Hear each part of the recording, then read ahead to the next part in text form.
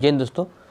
पिछले वीडियो में हम लोगों ने आर्टिकल 40 तक अध्ययन कर लिया था। आज हम लोग आर्टिकल 41 से लेकर 45 तक अध्ययन करेंगे। ये हम लोग का भाग 4 चल रहा था, जिसमें कि नीति निर्देशक तत्व के बारे में चर्चा की गई, जो कि 36 से लेकर 51 तक है।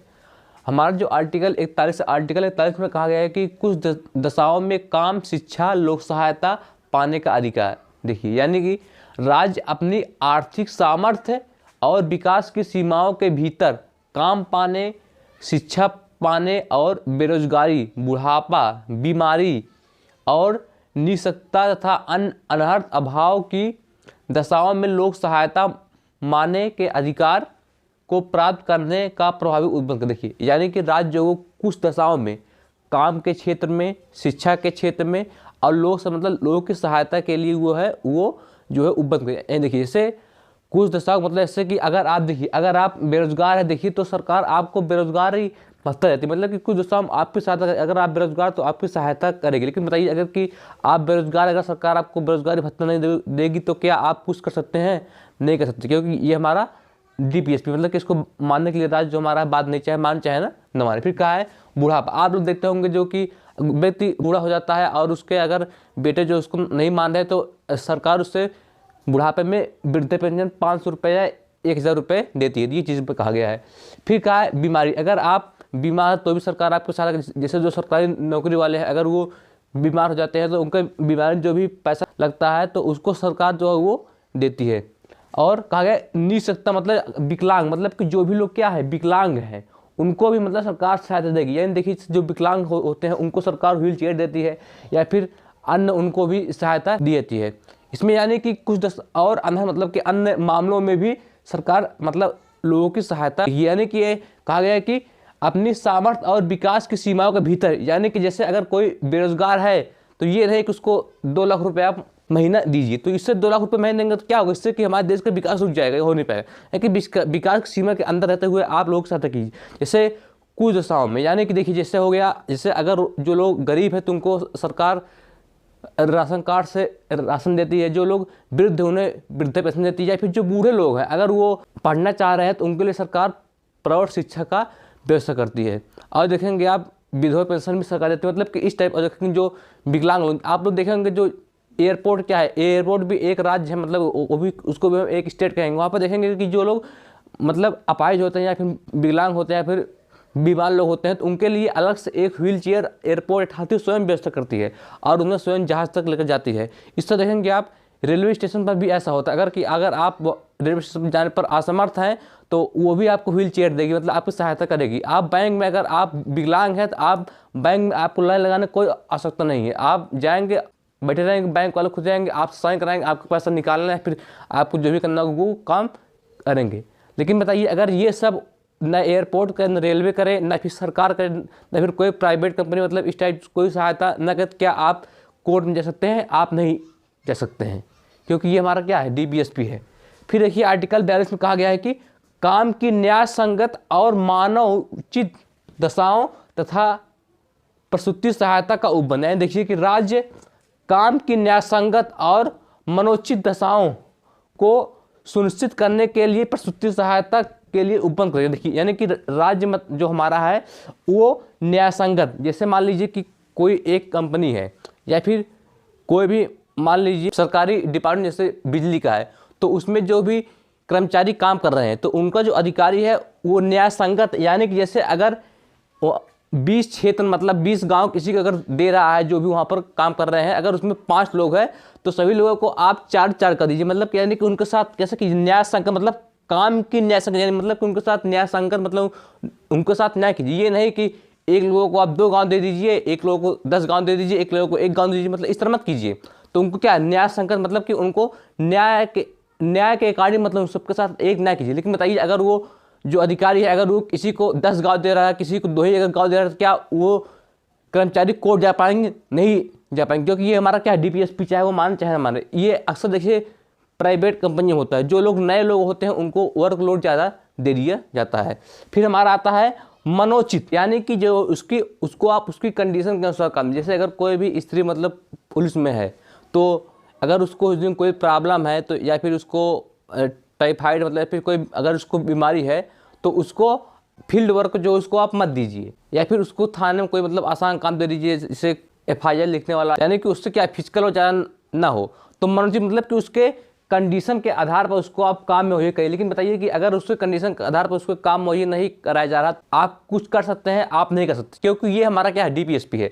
फिर कहा गया है कि प्रसूति सहायता। प्रसूति सहायता मतलब होता है जब मतलब स्त्री क्या होती, प्रेग्नेंट होती, तो मतलब उस समय देखिए, जैसे अगर कोई भी स्त्री प्रेग्नेंट है तो उसके बच्चे के जन्म देने से 3 महीना पहले और जन्म देने के 3 महीने बाद तक क्या उसको सरकारी डिपार्टमेंट जो उसमें छुट्टी दे दी जाती है और उसमें उसकी सैलरी नहीं काटी जाती। बताइए अगर सरकार उसकी सैलरी काट भी लेगी, मतलब काटेगी नहीं, मतलब जिससे बात करें, मतलब अगर सरकार सबकी सैलरी काट भी ली तो बताइए क्या उसके लिए वो महिला कोर्ट जा पाएगी? नहीं जा पाएगी, क्योंकि हमारा क्या है, DPSP है। और देखेंगे इसमें कि जैसे जो पुरुष होते हैं, अगर उनके पत्नी प्रेग्नेंट भी तो डिलीवरी से 15 दिन पहले और 15 दिन बाद तक उनको क्या हो, उनको छुट्टी दे दी जाती है। लेकिन प्राइवेट जो जॉब है उनमें ऐसा नहीं होता है, उनमें छुट्टी मतलब पहले से नहीं देते हैं हर जगह। इस मामले में देखिए जो हमारा राज्य केरल है वो सबसे आगे है, सरकार है वहाँ पर उसने महिलाओं के लिए महीने में 4 बार मेंस्ट्रुएशन साइकिल के लिए उनको मतलब छुट्टी देता है। तो हमारा क्वेश्चन आता है कि कौन सा आर्टिकल महिलाओं को समर्पित? वो हमारा आर्टिकल क्या है, 42, किसमें क्या है,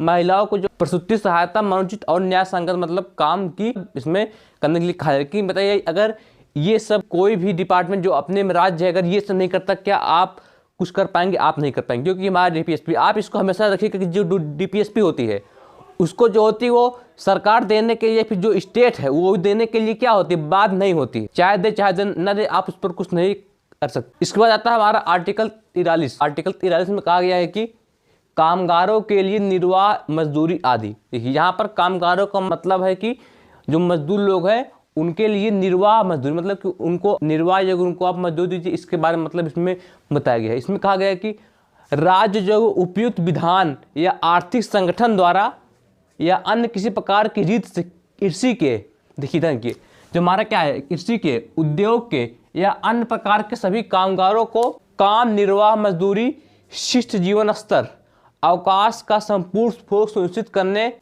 वाली दशाओं का तथा सामाजिक और सांस्कृतिक अवसर प्रदान करने का प्रयास करेगा और विशिष्ट ग्रामों में कुटीर उद्योग या व्यक्तित्व या सहकारी आधार पर बढ़ाने का प्रयास। देखिए यानी कि देखिए तो राज्य जो स्टेट है वो क्या कि अपने मतलब विधान और अपने द्वारा क्या है, कृषि है, उद्योग है या अन्य सभी प्रकार काम, यानी कि जो कृषि में मजदूर लगे हुए हैं या फिर उद्योग में हैं या फिर अन्य किसी भी काम में लगे हुए हैं, उनके लिए क्या करना है, उनके लिए निर्वाह मजदूरी, यानी कि उनको आप इतनी मजदूरी दीजिए कि जिससे उनका जीवन चल सके। जैसे अगर कोई मजदूर है, आप उस पर 8 घंटे पूरे महीने भर मेहनत करा रहे हैं, आप उसको केवल महीने में 2000 रुपये दे रहे हैं, तो क्या उसका जीवन यापन इस समय हो सकता है? नहीं हो पाएगा। यानी कि आप उसको इतना मतलब पैसा दे दीजिए कि उससे उसको क्या उसको जीवन निर्वाह हो सके। और शिष्ट जीवन स्तर, यानी कि उसको भी एक सम्माननीय और मतलब इतना उसके पास हो कि वह 2 वक्त की रोटी खा सके और अपनी मूलभूत आवश्यकता जो जरूरी आवश्यकता उसको पूरा कर सके। अवकाश का संपूर्ण उपभोग, अवकाश मतलब कि उसको आप बीच में छुट्टी भी दीजिए। इसको आप लोग देखे होंगे कि जो मार्केट होता है वो हफ्ते भर में 1 दिन बंद रहता है, कहीं शनिवार के दिन, कहीं रविवार के दिन, कहीं बृहस्पतिवार, मतलब अलग अलग बंद होता है। तो क्या होता था कि पहले के जो मतलब मजदूरों से पूरे हफ्ते भर काम कराते थे, सरकार कहती थी कि हफ्ते में 1 दिन छुट्टी दे दीजिए। लेकिन बताइए अगर दुकान है या फिर मतलब कोई शोरूम, अगर वहाँ पर मजदूर 1 दिन नहीं जाएंगे, बताइए तो क्या उससे वो चल पाएगा? नहीं चल पाएगा। तो वो क्या होता था कि वहाँ पर मजदूर 7 दिन काम करते थे, जबकि सरकार कहती थी मतलब उनको दिन अवकाश दीजिए, तो उनको अवकाश नहीं दिया जाता था। तो इसलिए क्या हुआ, सरकार ने एक नियम लागू किया कि मतलब कि उस क्षेत्र का जो SDM या फिर मतलब कि अगर बड़ा क्षेत्र जो भी DM मतलब है, तो वो सुनिश्चित करे कि 1 दिन क्या हो, मार्केट बंद रहे। तो आप लोग देखते होंगे आप लोग के क्षेत्र में भी किसी न किसी 1 दिन हफ्ते में मार्केट बंद रहती है। तो इसीलिए मतलब कि जो मजदूर है उनको 1 दिन का अवकाश मिल सके। और इसलिए और सांस्कृतिक अवसर, मतलब कि जो भी होली या दीपावली या फिर इस तरह जो भी सांस्कृतिक अवसर है, तो उनमें भी उनको अवकाश दीजिए और उनको थोड़ा बहुत बोनस दीजिए। मतलब इस टाइप की इसमें कहा गया, मतलब कि उनको थोड़ा अधिक पैसा बढ़ाकर दे दीजिए। और खास कर इसमें कहा गया, इसमें जो कुटीर उद्योग मतलब होता है कि ऐसा उद्योग जो मतलब गांव लगा होता है। और वह उसमें केवल एक ही परिवार के लोग इन्वॉल्व होते, उसे कहते हैं कुटीर। जैसे इसमें दूध उद्योग हो गया या फिर जो सन बनता है ये हो गया। तो व्यक्तित्व या सहकारी आधार पर बढ़ाने का प्रयास करें, यानी कि जो कुटीर उद्योग उनको, और सहकारी मतलब होता है कि जैसे उसको कई लोग मतलब मिलकर काम करते हैं, कोऑपरेटिव, यानी कि उसमें अगर जैसे आप कोई चीज़ मिलकर काम कर रहे हैं, जैसे कोई भी आप कंपनी बनाइए सहकारी, जैसे अमूल जो दूध वाला है क्या सहकारी है, तो इसमें कभी कभी सरकार मदद करती है। क्या मतलब कि जो सहकारी है उसको मतलब बढ़ाने का जो राज्य है वो प्रयास करेगा, मतलब सहायता उसको देगा। इसी में देखिए हमारा आ गया आर्टिकल 43 का। इसमें कहा गया, इसको बाद में जोड़ा गया है, कहा गया कि उद्योगों में प्रबंधन के लिए कामगारों का भाग लेना, यानी कि जो उद्योग है उनकी प्रबंधन के लिए कामगारों की भागीदारी इसमें कहा गई है। कहा है कि राज्य किसी उद्योग में लगे हुए उपक्रमों, स्थापनों या अन्य संगठन के प्रबंधन में कामगारों का भाग लेना सुनिश्चित करने के लिए उपयुक्त विधान द्वारा किसी अन्य रीत से कदम उठाएगा। यानी इसमें कहा गया है कि देखिए, जैसे उद्योग में जो भी उपक्रम हो रहे हैं, मतलब किसी क्रम चल रहा है, मतलब कि हर क्रम बदल रहा है, या फिर उनके स्थापना में वो कंपनी कहीं और स्थापित हो रही है, मतलब या फिर जो भी है उद्योग वो कहीं और स्थापित हो रहा है, फिर कोई नया बन रहा है, या अन्य संगठनों के प्रबंधन में जैसे अन्य कोई काम हो रहा है, जैसे जो है टाइम मतलब बदलना है कि अब जो सब लोग 7 बजे आते थे काम करने के लिए और 8 बजे 9 बजे, तो उसमें क्या हो मजदूरों को भाग लेना सुनिश्चित करें। यानी कि जो भी कंपनी में या फिर जो भी राज्य है उसमें जहां मजदूर काम कर रहे हैं, राज्य का मतलब कंपनी भी हो जाएगी, और कोई भी मतलब डिपार्टमेंट मतलब जो कि अपना कोई नियम कानून हो अलग से, मतलब कि उस पर किसी भी चीज़ का मतलब बाहरी दबाव ना हो, और वो अपने मजदूरी मतलब सबको दे रही है। तो इसमें अगर कि उसमें भी अगर कोई फैसला लिए जा रहा है तो उसमें भी जो मजदूर है, कामगार है, उनकी भी भागीदारी हो, ये चीज़ इसमें कहा गया है। यानी कि देखिए, जैसे अगर कोई भी मजदूर है, अगर आप जो भी कंपनी है या फिर जो भी उद्योग है, अगर आप उसका क्या कर रहे हैं, उसको टाइम से रूल बदल रहे हैं, या फिर उसको काम करने के लिए और ज़्यादा मजदूर ला रहे हैं, या फिर अन्य कामों में भी जैसे कंपनी को एक जगह दूसरी जगह शिफ्ट करना, या फिर कंपनी की बिल्डिंग और भी बनानी है, तो इसमें मतलब इस टाइप के जो भी फैसले लिए जाते हैं, तो उसमें क्या हो, उसमें भी जो हमारे कामकाज जो मजदूर उसको भागीदारी ये चीज़ में कहा गया। इसके बाद आता है हमारा आर्टिकल 44। आर्टिकल 44 में कहा गया है कि नागरिकों के लिए एक समान सिविल संहिता, राज्य भारत के समस्त राज्य क्षेत्र में नागरिकों के लिए एक समान सिविल संहिता प्राप्त कराने का प्रयास कर। देखिए, संहिता मतलब क्या होता है, संहिता मतलब होता है नियम कानून।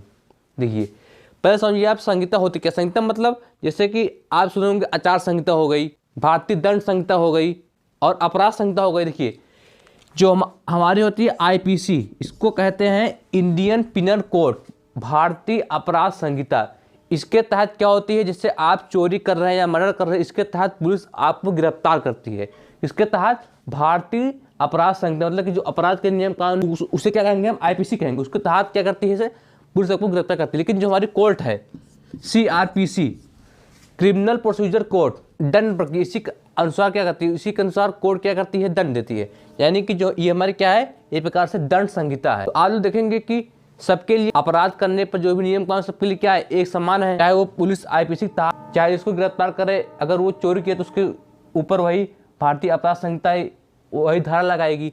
जो कोर्ट ये अपराध संहिता, यानी जिसे देखिए अपराध संहिता मतलब ये होता है जैसे कि कोर्ट आपको किसी मामले में सजा सुनाती है या फिर आपको बेल देती है। ये किसके तहत, मतलब कि किस नियम कानून के तहत करेगी, वो किस नियम कानून के तहत करेंगी, अपराध संहिता यानी कि सीआरपीसी के तहत करेगी। इसी तरह देखिए होता है आचार संहिता। आचार संहिता मतलब कि ये चुनाव का समय, मतलब कि चुनाव के समय जो भी नियम कानून रहेंगे वो उसे क्या कहेंगे, आचार संहिता कहते हैं। उसी तरह देखिए ये हमारा क्या है, समान सिविल संहिता। जब सबके लिए चुनाव के समय एक नियम कानून है, पुलिस सबको एक नियम कानून से गिरफ्तार कर रही है, कोर्ट सभी को एक नियम कानून या कि एक संहिता से सजा दे रही है, उसके बाद उसको फिर जमानत दे रही है, तो बताइए शादी विवाह के लिए एक कानून होना चाहिए, नहीं होना चाहिए।